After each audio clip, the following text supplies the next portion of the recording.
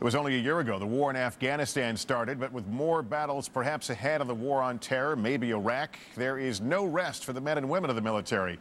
At Dyess Air Force Base in Texas, for example, B-1 bomber crews who flew missions in Afghanistan trained day and night for what could lie ahead.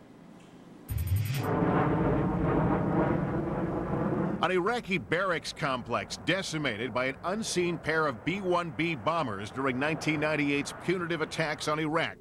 First combat for a plane panned by critics as too expensive, too complex, and unnecessary when it was first built in the early 80s.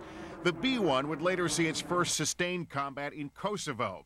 But its ultimate vindication may have come this winter when the sleek supersonic bomber carried more bombs than any other plane into the battles of Afghanistan.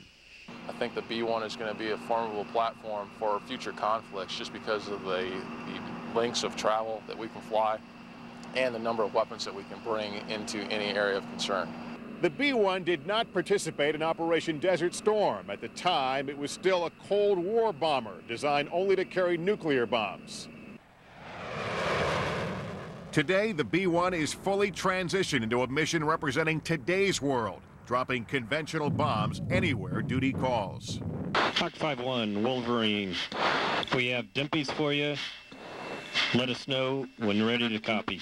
In the back of a B-1, offensive systems officer, call sign Oasis, is getting a request from Special Forces troops on the ground to strike DIMPs, designated mean points of impact.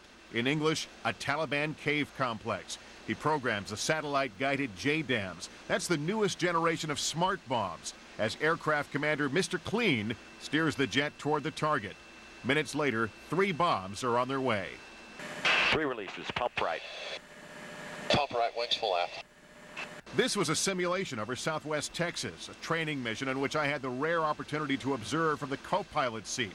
It's the same mission these officers performed for real in Afghanistan, hitting targets and often following up with a hard turn to avoid neighboring Pakistani airspace. Avoiding Pakistani airspace due to the all the mountains and caves that were hidden along the border there. That was a great issue, yes, sir.